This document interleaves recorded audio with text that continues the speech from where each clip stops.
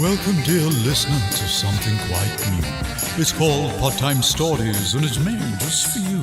Chronicles dark and grotty, the littler ear may find it too nasty, but you've nothing to fear. These tales, they seep out of a most twisted mind. It belongs to Luke Aldridge, and I know that you'll find that they tickle the brain and the soul in equal measure. Look deep down here for your listening pleasure. So come with me, friends, and we'll share this account. Some may make you think just a smallish amount, but if you are worried that this tale could be true, I'm sure that it's nonsense. Quite sure. Now, are you? Welcome to Podtime Stories.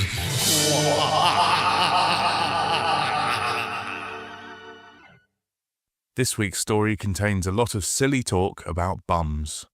The Boy with the Peachiest Bum, read by Davina Carrete, featuring the voices of Orson Aldridge, Daisy Aldridge, and handsome Bob Field.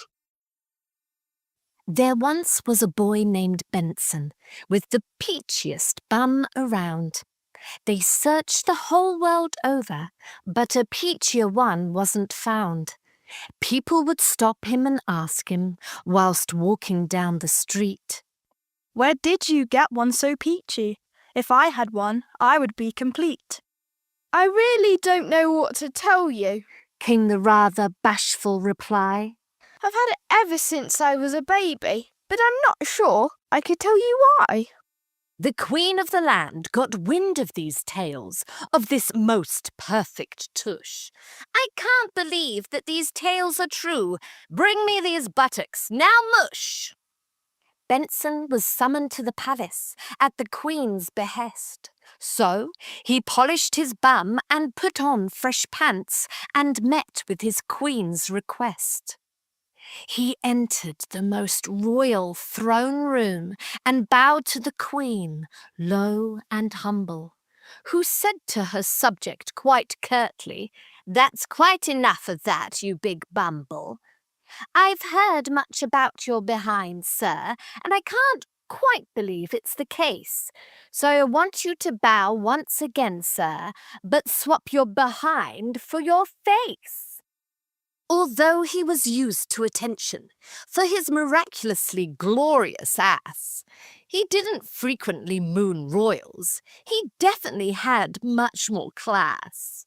But an order his Queen had just given to make a buttock display. So he turned and stuck out his bongos, turning all the courtiers grey. "It's true!" she did cry, upon gazing at the most perfect bum ever seen. And then an idea, it did strike her, the best ever since she became queen. "It's amazing," the Queen said to Benson. In fact, she spoke to his cheeks. Because he hadn't been told to move yet, he felt that he'd been there for weeks. "We'll challenge the 4 other kingdoms to see which has got the best bum. Each land will put forward a champion, and by the end you will have won." Benson was suddenly nervous, the pressure upon him so grand. But then he remembered that he was the owner of the peachiest bum in the land. Messengers went off to the 4 distant corners to send out the challenges bold. Replies they returned, each one would attend, expecting a prize of gold. And what did our hero do meantime, out of the ordinary? Not much. He carried on his day-to-day business, but with a royal decree, do not touch. The day of the contest arrived, as did 4 regal groups, in their finest of finest regalia, and gold and jewel-encrusted suits. All gathered in the palace gardens, and took their designated place. Then whooping and cheering, bums off of seats, as the Queen made her way into the space.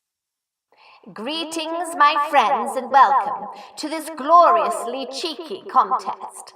when once and for all we will answer the question, whose bottom is the best? The crowd, they applauded enthusiastically, as Her Madge she did park her buns. Up stepped the royal announcer to MC the frolics and funs. The first to show off their bum is the champion from Lahage. So please show your appreciation as this cheek master takes the stage. The crowd clapped and cheered for Autumnus, a gentleman chunky and squat, who took his mark, clenched, bit his lip, and then tied his legs in a knot. What followed was deafening, stinky, a sonorous, flatulent display of his country's national anthem. The Queen left unsure what to say. Autumnus hobbled off to polite applause as the next hopeful tush hurried on. All hoped that Bobalia, the bum-mum, hadn't chosen such a trumpety song.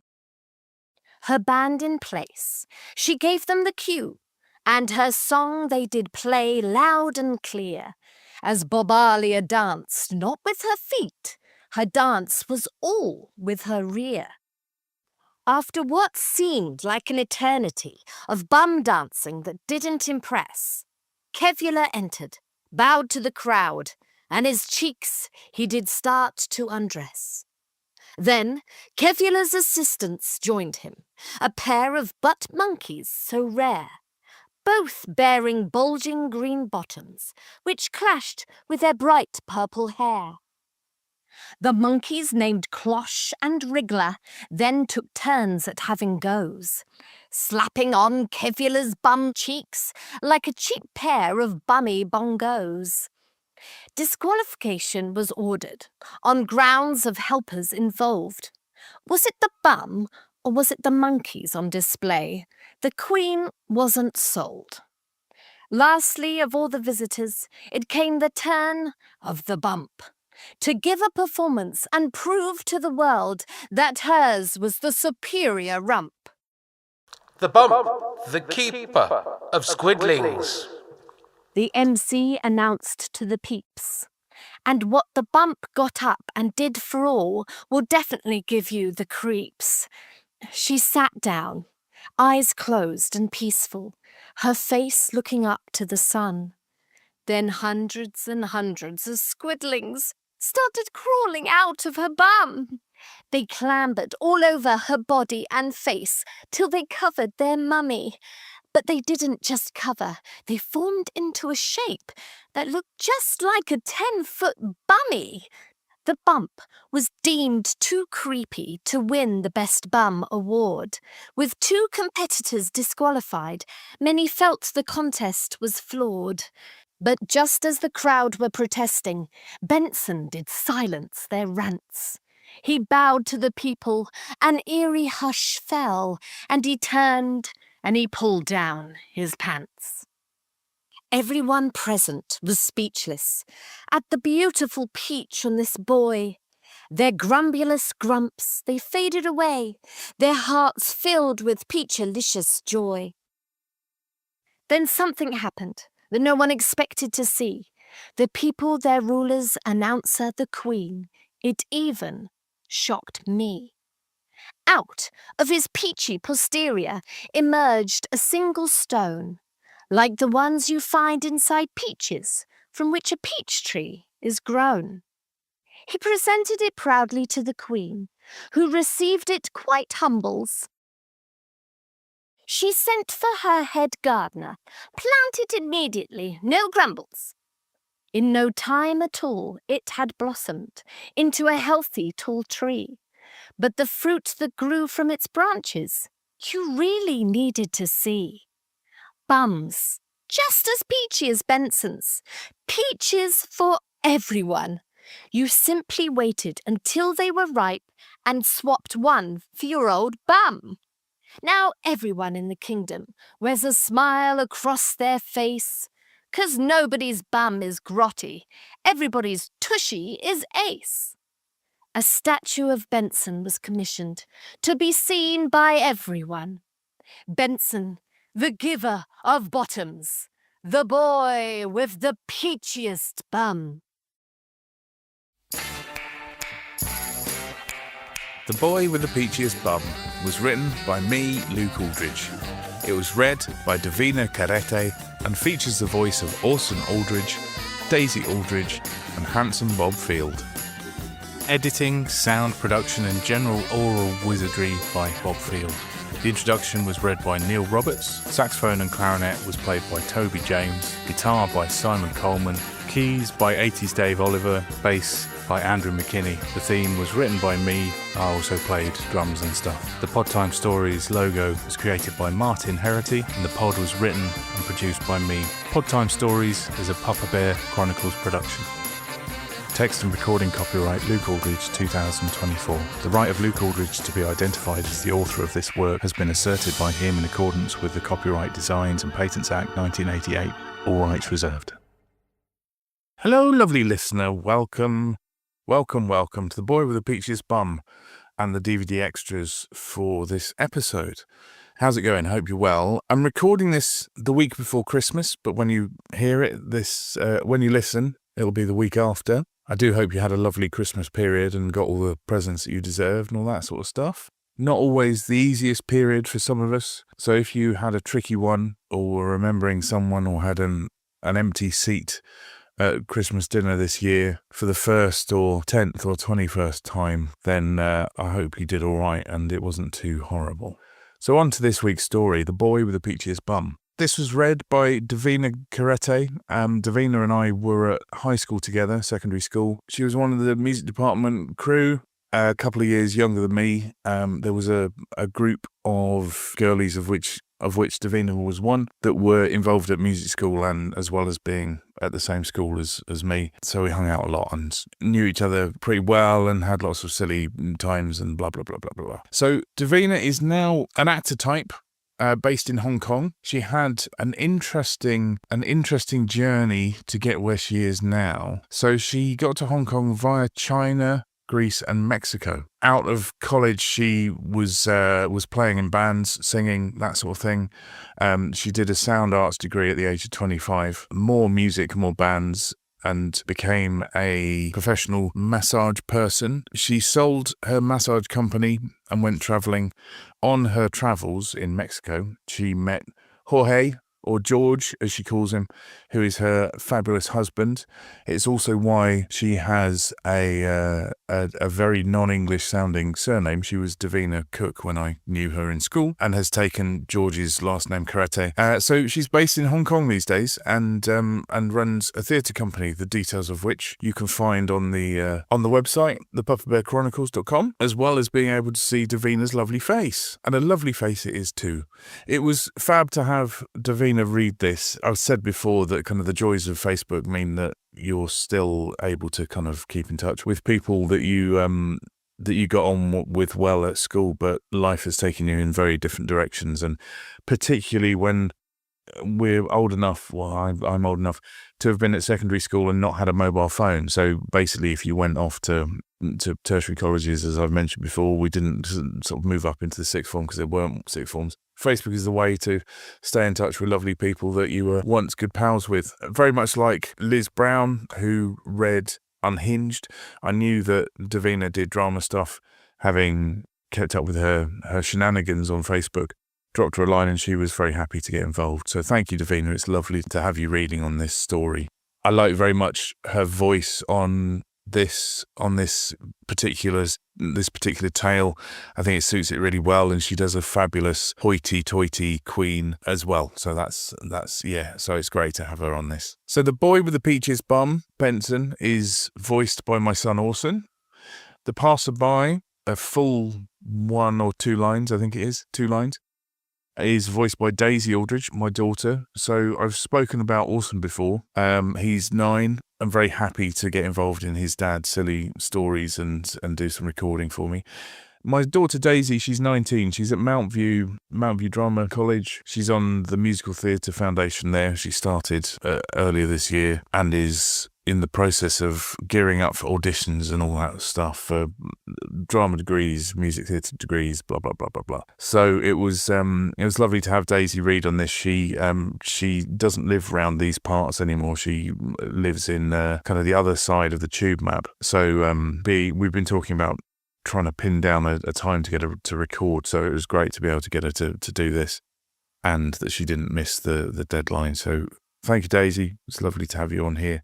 And as always, thank you, Orson, because it's lovely to hear your lovely voice on these stories too. We've only got one more story left, and I felt that we definitely needed to have the lovely, handsome Bob Field read a little bit of a story. So I asked Bob to play the part of the MC, which I had originally recorded, and then realised that this was the obvious story to get Bob involved with. So you do hear Bob's dulcet tones, slightly protesting, I have to say, but he was eventually quite happy to record. So thank you, Bob. It's you've done so much for the podcast, and as I said previously, I couldn't do this without you. You sprinkle so much oral magic onto the stories and the music and the mixing, everything that I think as a listener we kind of take for granted that stuff sounds awesome. And we only really notice, I think, when stuff sounds duff. So many hours go into making something sound as beautiful and wonderful and perfect as the podcast has done and continues to do.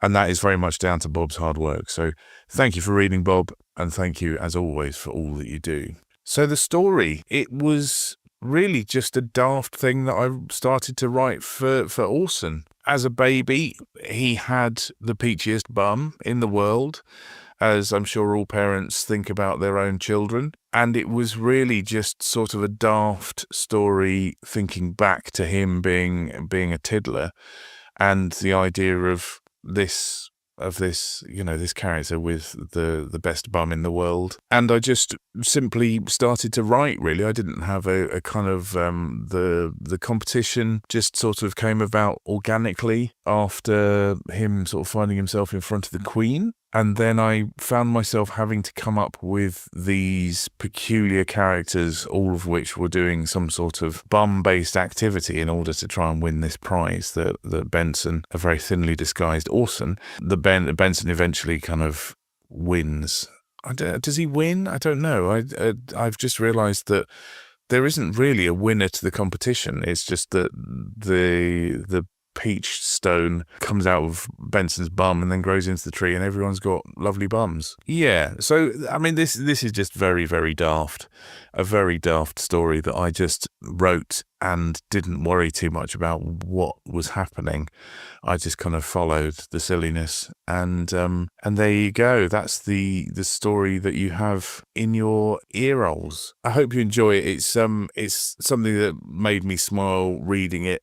It's something that I've smiled a lot about and chuckled sort of listening back to the various people recording it and sending their recordings back to me. So yeah, I hope you've enjoyed it. I mentioned a couple of weeks ago that this is a story that Bart, who soundtracked A Wizard Came Calling, and I are starting to turn into a show. The idea is that, because Bart is a musical director, he's as I record this, he's MDing the panto at the Oxford Playhouse that Orson and I are hoping to go and see. I went and saw the production last year with Simon Coleman, the guitarist on the theme tune. Simon and I worked with Bart at a school. He was our boss. I mentioned that previously, but I don't think I've mentioned that Simon, he joined a little while after I'd been there, and the three of us did have a chuckle. So yes, I'm hoping to go and see Bart doing his thing at some point over the Christmas period. The general idea is that it's going to involve a narrator, which is going to be me, Bart playing piano, and with other bits and pieces playing on a track on his laptop, and then two actors, one of which will play the Queen, and then one of which will play basically everything else: Benson, the Bump, Bob Alia, Kevula, blah blah blah blah blah. sort of fiddling around with silly ideas at the moment, using puppets for the butt monkeys, and how to create the bumps, squiddlings, and whether we get into kind of projections, animated projections and all that sort of stuff. But it's very much in the early stages of just essentially sort of fiddling about and having some fun with some ideas. Yeah, and the hope is that we'll essentially get that all sort of up and running and then take it to schools as a silly 20-minute play. I'd love to eventually do a second one and sort of bridge the gaps with some other sort of poetry and bits and pieces, possibly with music, possibly with sort of acted out, or maybe just read by different people.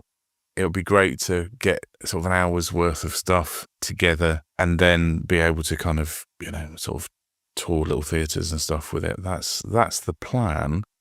But yeah, we shall see. Time is always against you when you have silly ideas about plays about bums. You know how it is. You've been there. We've all been there.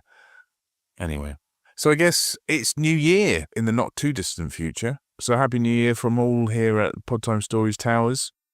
I hope you have a good one, but that you aren't punished too severely the day after. And a couple of bits of business before we bid you farewell. Thank you to my dear old pal Kev. I've mentioned Kev a few times before, but I had a call from him. I get sort of calls or a text quite often after he's listened to the most recent podcast, and he's very good at checking them out in the sort of day or two after that they're released, or the day after they're released. So thank you, Kev. Fabulously encouraging words as always, but also some great ideas as to people to talk about to see what to do with it next. So I'm very grateful for your input and just simply for picking up the phone and saying that you think it's cool and singing the praises of the general production values. That's Uncle Bob again. So thank you, Bobbles. And something that I've forgotten to mention until Daisy reading was something that was back in my brain. Originally, this series of stories had maybe 3 non-poemy, non-rhyming stories in them in the series of 10 stories. So I realised that we've ended up with basically 9 rhyming stories and then The Monster Returns, which kind of sticks out like a bit of a sore thumb. I'm perfectly fine with that and wanted to get a good kind of range of different bits and pieces in here. So if at any point you've kind of thought, it's a bit weird that one is a sort of prose story and then everything else is basically kind of a bit more upbeat, a bit more silly and more of a rhyming thing. So there were 2 others. One was about an old lady who is accompanied by the Grim Reaper at the end of her days, but the Grim Reaper turns up in a form that is quite different from the one that we're used to, sort of big skeleton with a scythe and a black cloak. And another story that I wanted Daisy to read, which came out of a tongue twister that Orson did at school maybe a couple of years ago, and I simply started kind of writing off this idea of this tongue twister pattern, and it became something that was quite odd in its sort of rhyming scheme. It rhymed and it didn't rhyme, and yeah, I wasn't too worried about the structure of it. I just kind of wrote a thing that I was enjoying writing. Both of these needed more work, needed more doing to them, they weren't finished basically at a time that it came to sort of think about recording and asking people to read. So I wrote a couple of new things that were more in a kind of rhyming style. They ended up taking the place of those couple of stories. But I would like to get them done, get them finished, get them read, get them recorded. So who knows? You might end up hearing them at some point in the future anyway. And I've not mentioned it to Bob yet, but my brain has been ticking over of a possible season 2 for quite a while now. This is a terrible way to hear about it, Bob. So sorry. We'll maybe have a chat and see what you think if you are up for more. But if you, the lovely listener, have enjoyed what you've heard, if you'd like to hear more stuff, do drop us a line. Do all the usual stuff. You can like and subscribe, and you can drop us a message on our socials, and you can find all of that stuff at thepupperbearchronicles.com. If you hate it and think it's all a big load of old poop, you can also tell us that. I might have a little bit of a cry, but that's absolutely fine. So thanks for listening to this, the penultimate story in our first series of Podtime stories. Next week we'll be wrapping up with Who Are You?, read by the fabulous Neil Roberts, the voice of the intro, with soundtrack by my old pal Fiona Trin. Until then, sleep tight and don't let the pod bugs bite.